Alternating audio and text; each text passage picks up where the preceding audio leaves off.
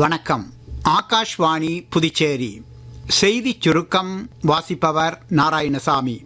பிரதமர் திரு நரேந்திர மோடி இன்று அஸ்ஸாம் மாநிலம் சில்சரில் 23,550 கோடி ரூபாய் மதிப்பிலான பல்வேறு வளர்ச்சித் திட்டங்களை தொடக்கி வைத்தார்.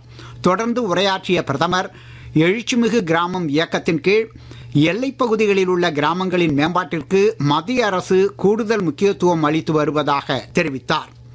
ஹிமாச்சல் பிரதேச மாநிலம் தரம்சாலாவில் இன்று நடைபெற்ற மத்திய பல்கலைக்கழகத்தின் 9வது பட்டமளிப்பு விழாவில் குடியரசு துணைத் தலைவர் திரு சி.பி. ராதாகிருஷ்ணன் திறமையான 12 மாணவர்களுக்கு தங்கப் பதக்கங்களையும் 8 மாணவர்களுக்கு முதுகலை பட்டங்களையும் வழங்கினார்.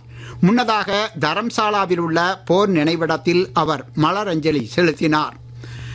பஞ்சாபில் மக்கள் ஆட்சி மாற்றத்தை விரும்புவதாக மத்திய உள்துறை அமைச்சர் திரு அமித்ஷா சமூக ஊடக பதிவில் கூறியுள்ளார். தற்போதுள்ள ஆம் ஆத்மி அரசு போதைப்பொருள் புழக்கத்தை கட்டுப்படுத்த தவறிவிட்டதாக அவர் குற்றம் சாட்டியுள்ளார். நாடு முழுவதும் பெட்ரோலிய பொருட்களின் விநியோகம் சீராக உள்ளதாக மத்திய அரசு திட்டவட்டமாக தெரிவித்துள்ளது. பொதுமக்கள் இது குறித்து அச்சம் கொள்ள தேவையில்லை என்று பெட்ரோலியத்துறையின் செய்திக்குறிப்பு கேட்டுக்கொண்டுள்ளது.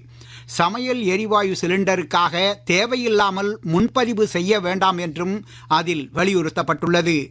வீட்டு உபயோகத்திற்கான எல்பிஜி சிலிண்டர்களை வணிக நோக்கங்களுக்காக பயன்படுத்துவது முற்றிலும் தடை செய்யப்பட்டுள்ளதாக புதுச்சேரி அரசு குடிமைப்பொருள் வழங்கல் துறை தெரிவித்துள்ளது.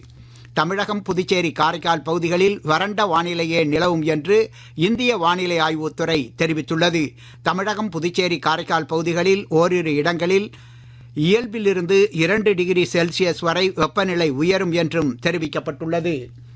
இத்துடன் இந்த செய்திச் சுருக்கம் நிறைவு பெறுகிறது.